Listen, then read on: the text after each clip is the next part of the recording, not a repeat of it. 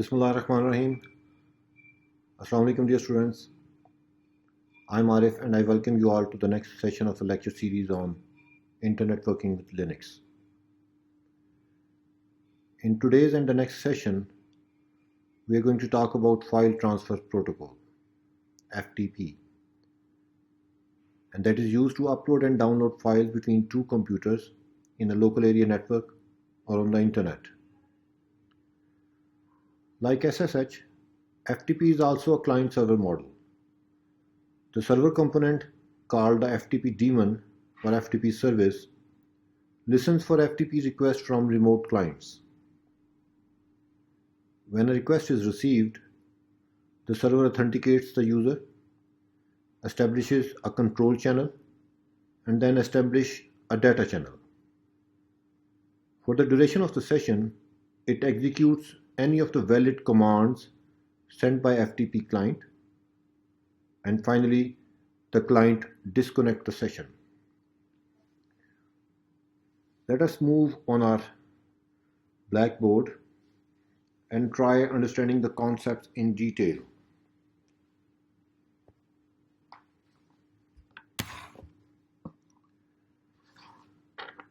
Okay, let us suppose that we have our client as the Kali machine,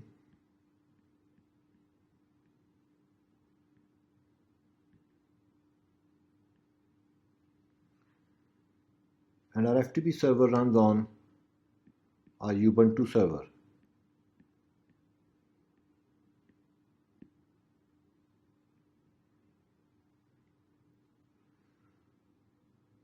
Let me draw the client machine. Over the client machine, you have a FTP client software having a GUI or a command line user interface with which a user interacts. On the client side, we have another component that is known as the user protocol interpreter.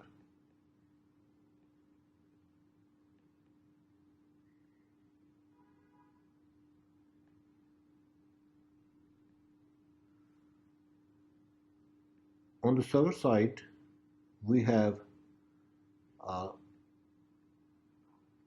server protocol interpreter. Server protocol interpreter.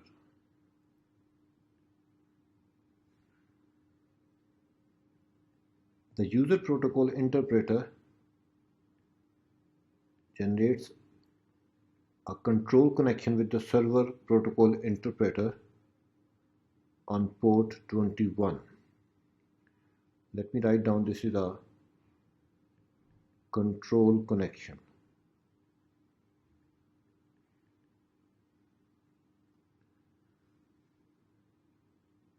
The server protocol interpreter creates a server data transfer process. Server data transfer process.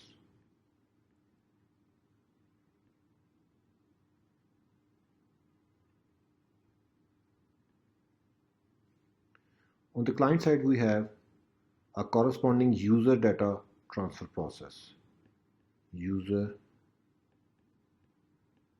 data transfer process.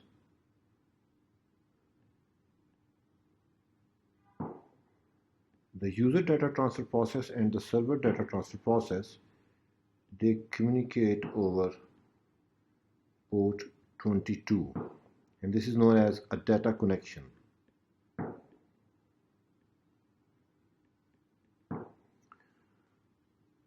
Remember, unlike command channel, which remains open during the entire FTP session, the data channel is closed once the transfer of data is complete. The user can request for a file that resides on the file system on the server, and it will be stored on the file system on the client side.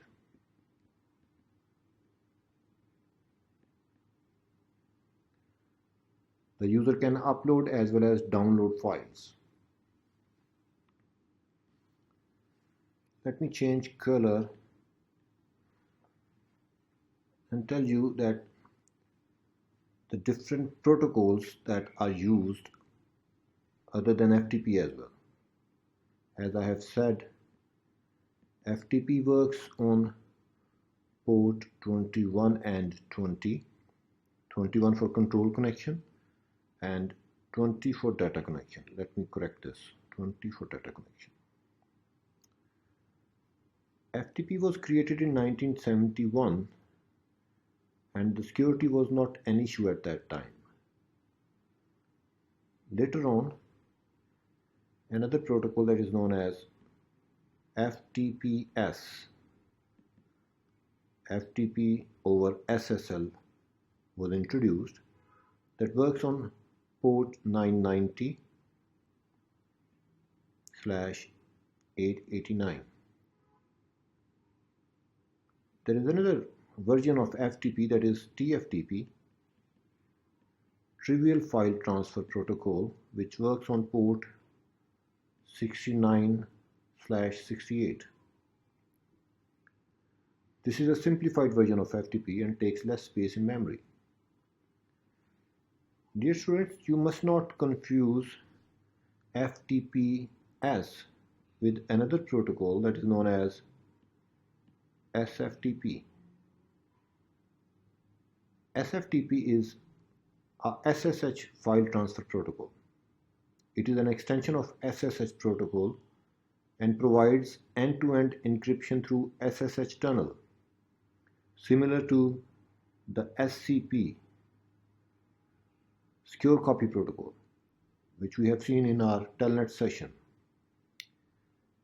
Both these protocols work on port 22. Another difference between SFTP and SCP is that these SFTP and SCP both use only one channel.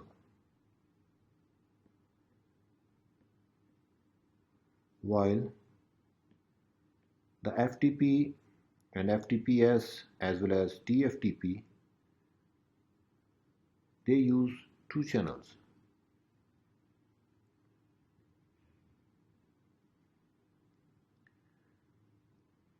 There are different FTP client and FTP server programs. Let me write down names of few FTP client programs. FTP client programs that you can install and use. We have GUI based FTP clients like FileZilla, GFTP, FTP Cube, as well as Casablanca.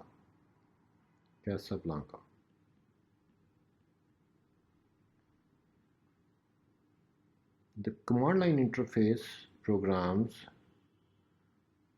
for FTP clients are the standard FTP and FTP over SSL. Other than these two, we have LFTP, NC, FTP, and another famous yet another FTP client, YAFC. Let me also write down the FTP server programs as well. FTP server programs. They also have the GUI as well as the command line interface. The GUI versions are the famous FileZilla server for Windows 10, and we also have Go Anywhere FTP server.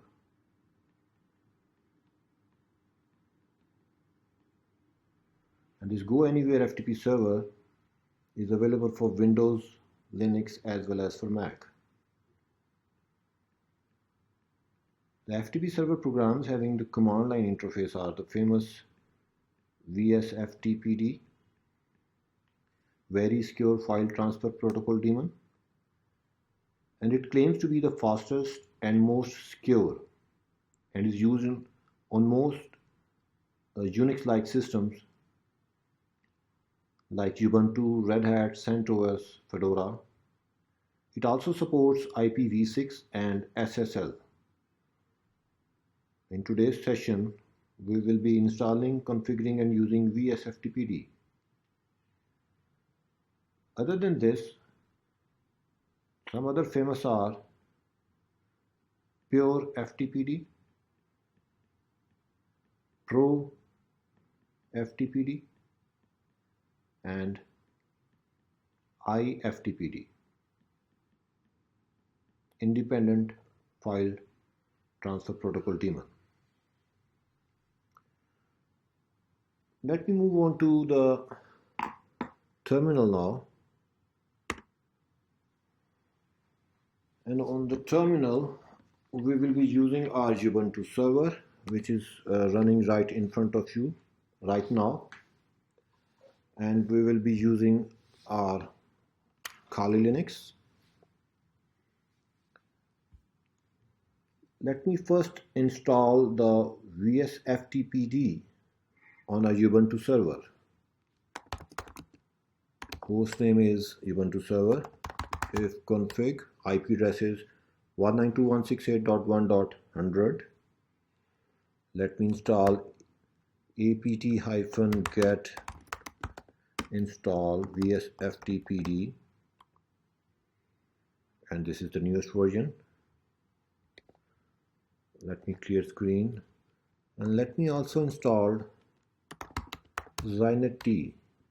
I also have xinetd available, and it is the latest version. After installing these two daemons, you must visit the main page of vsftpd, Very Secure File Transfer Protocol Daemon, and you must read it at the time of your convenience. The main configuration file for vsftp daemon is vsftp.conf. You can see that file in the bottom. Let me clear screen and man this configuration file from chapter 5, vsftpd.conf. This configuration file controls various aspects of vsftp daemon. The format is very simple. Each line in this file will either be a comment or a directive, having the format option is equal to value. And you must ensure that there must be no space between and after the is equal to sign. You can check out the meanings of all the directives that can be there in the configuration file in this man page.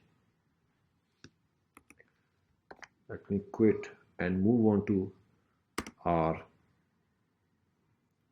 client machine, Kali.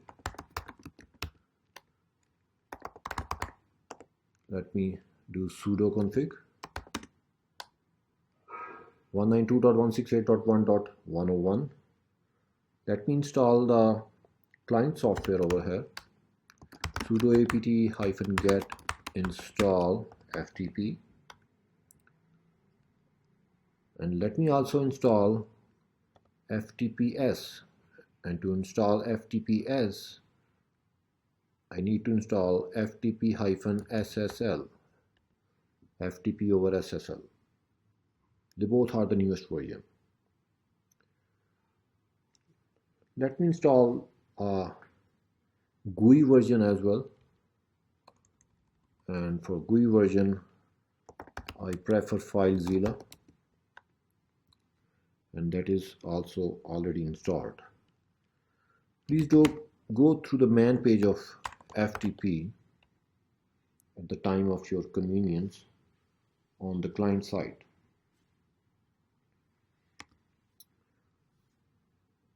Okay, dear students, now let's move on to our Ubuntu server and let's configure the file for FTP Daemon, and that file is inside the etc directory, editable text configuration directory. The name of the file is vsftpd.conf.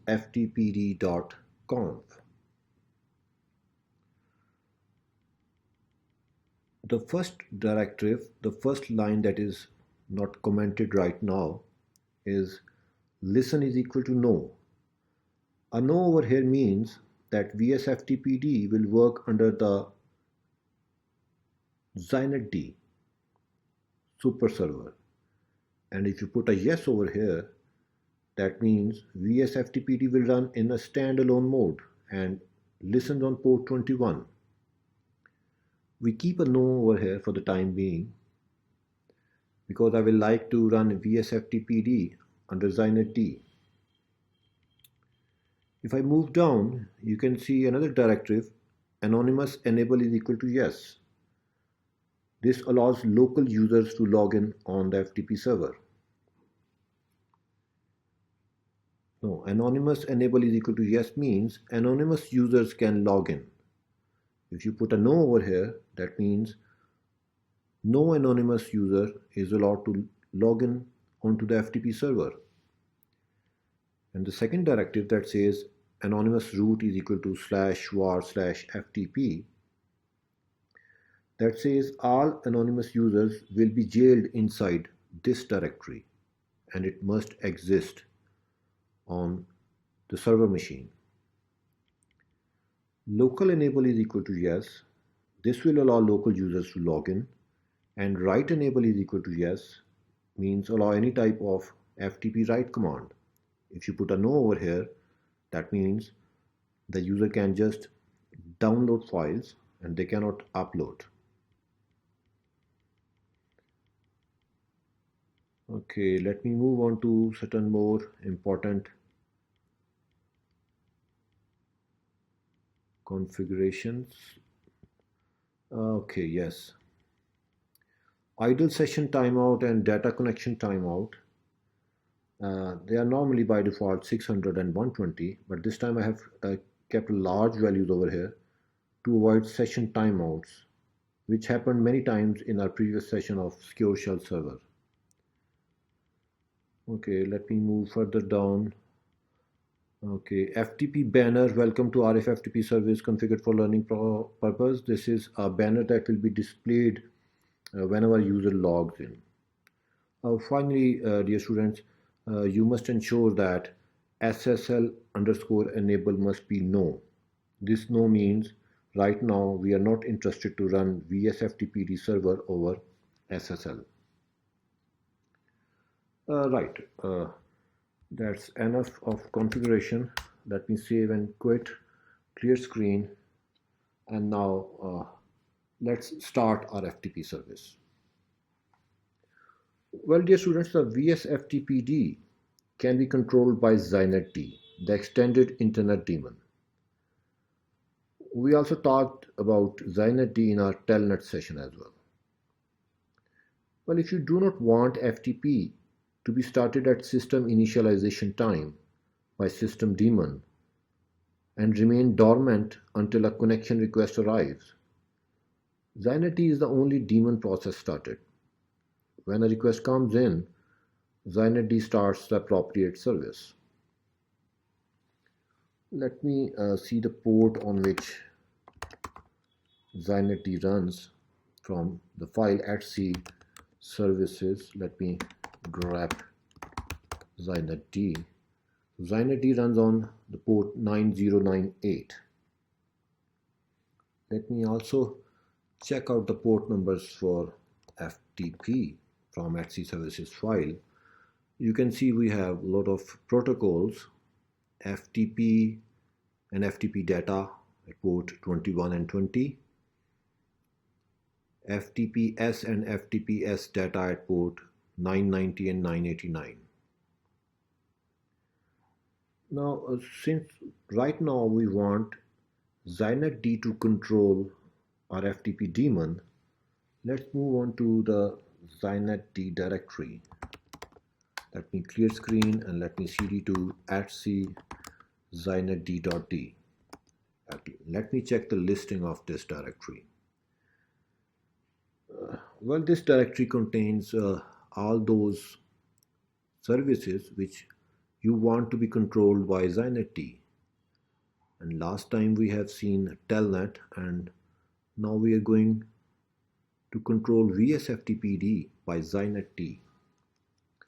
Let me open the vsftpd configuration file, and this is again very self-explanatory. The service is FTP, the port is 21, disable is equal to no. Disable is equal to no means that vsftpd will be controlled by xinetd. If you put a yes over here, it will be disabled. Protocol is TCP, wait is equal to no, that means this is a multi-threaded service. User is equal to root means the user ID of the process under which this program will run. Server is equal to /usr/spin vsftpd. This is a binary executable to be launched per source 5, instances 200. Let's keep these values, save and exit. Clear screen. Okay. Now before I tell xinetd to take control of vsftp daemon, let me ensure that it is not already running. And if it is running, let me stop it. systemctl status vsftpd. So it is not running. Okay, fine. Let me clear screen and let me check the status of xinetd. systemctl status xinetd. So it is also not running right now since I have made changes in the xinetd configuration file. So let me start this service. Okay, and let me check the status now. Okay, well, it is running now. Let me clear screen. Let me use netstat -ant and let me grab 21 to see if there is any process listening on it. Well, yes, our xinetd is listening for port 21 as well. So this is how you can make xinetd control the FTP daemon. This is one way of controlling FTP service. The other way is let vsftp daemon run in standalone mode. Okay, for that let me first of all write disable is equal to yes. This I have done in the configuration file in @c xinetd vsftpd. Now let me restart xinetd. systemctl restart xinetd, and now let me check the status. You can see xinetd is running, but in the bottom you can see it has removed FTP as well. FTP will not be running right now. If I use netstat -ant, you can see that there is no process listening on port 21. Okay, now we want that this vsftp daemon should run standalone. Let me clear screen and open the @c vsftpd.com file and write a yes over here in the directive listen I'm going to write a yes. Let me save and exit, clear screen. Let me do systemctl start vsftpd.service. Let me check the status. It is running. And now let me check netstat -ant rep 21. Once again, you can see there is a process listening on port 21. So right, students, we have seen two ways of managing our FTP server. One is under the xinetd control and the other is in standalone mode. Right now, our vsftp daemon is up and running on Ubuntu server. Let us move on to Kali machine. Excuse me. And try connecting to our Ubuntu server machine, FTP 192.168.1.100. You can see we are connected and the banner is shown, welcome to Arif FTP service configured for learning purpose, and I need to give a name. Since we have configured anonymous users, so let me try to log in as anonymous user, and if I press enter, you can see I have successfully logged in. Please note this line, SSL not available. Right now, whatever we are typing and whatever is being sent over the network is not encrypted. Also note this line, using binary mode to transfer files. Well, dear students, there are two different modes for transferring files with FTP. The binary mode. You use binary mode for compressed files and tar files and the binaries as well. And you use ASCII mode to transfer text files. These days, a user do not need to select the transfer mode, as almost all the FTP clients switch modes automatically as per the file type. Okay, so this is the FTP prompt. If I write down pwd over here, it will show me a / over here. This is the current directory. This is basically the /var/FTP directory on Ubuntu server. Let me do a ls over here, and it shows that there is a directory d1 and a file f1.txt over there. Remember, this directory is there on the Ubuntu server, and that is /var/FTP. Let me move on to /var/FTP directory on the Ubuntu server and do a ls over here. You can see there is a directory d1 and a file f1.txt, and the same we are seeing over here. Well, dear students, in case if you want to execute a command on your local computer, you can precede the command with the bang sign. Let me do bang pwd. So it says the present working directory on my local machine is /home/Arif, and if I do pwd, it says / is the current directory. Remember, the anonymous user is jailed inside /var/FTP directory. He can move inside the D1 directory, but he cannot move outside the FTP directory. Let me quit this session by saying bye. Well, gentlemen, if you get an issue while connecting from the server, try disabling the firewall by writing UFW. Let me see the status. Right now it is inactive, but if it is active, you may get issues, and if it is active on your machine, write down UFW disable. Okay. So dear students, now let us try to log in as a local user. That is a user who exists on the server machine.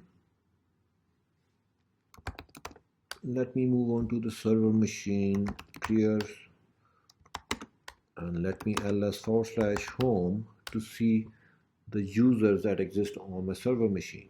So Kakamana is one of the user. Let me remember I am Arif right now on this machine. Let me do FTP 192.168.1.100 and let me give the username Kakamana and let me give the password, and you see I have successfully logged in.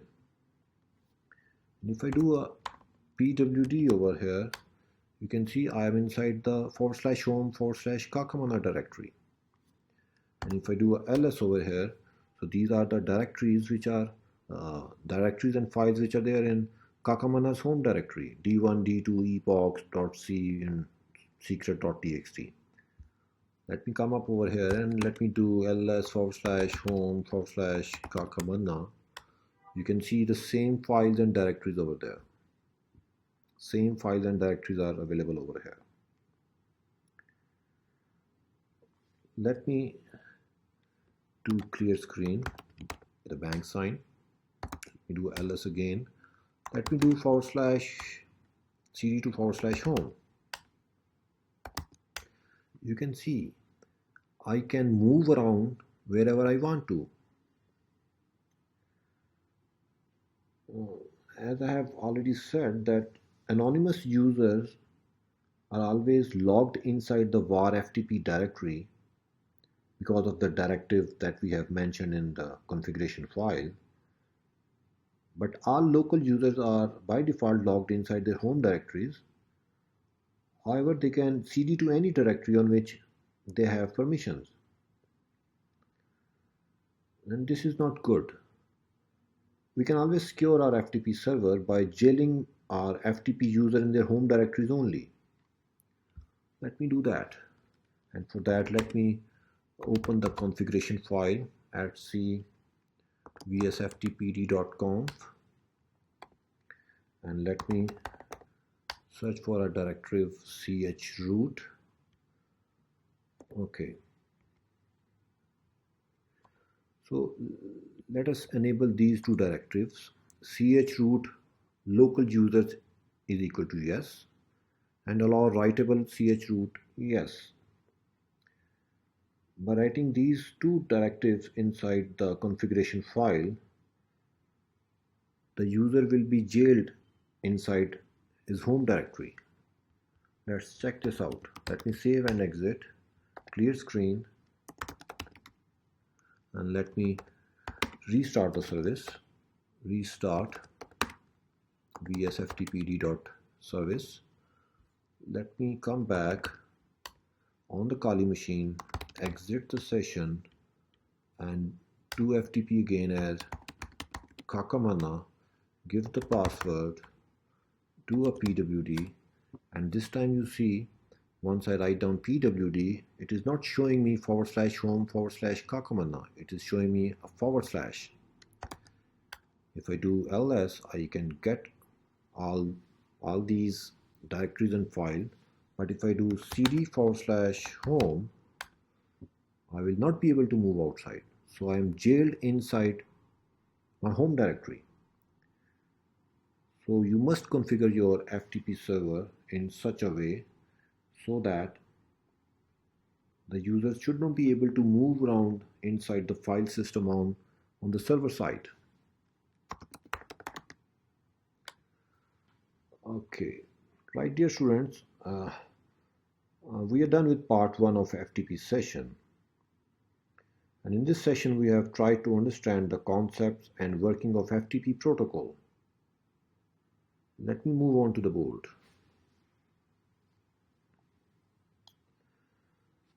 Over here, you can see that we have the FTP client running on the Kali machine and the server vsftpd running on the server machine. We have used simple FTP client without any encryption and security. We have configured our Ubuntu server with the vsftpd.com file. We have run the service under xinetd control as well as in standalone mode and successfully connected to our FTP server as an anonymous user without giving any password, as well as with a local user that exists on the Ubuntu server.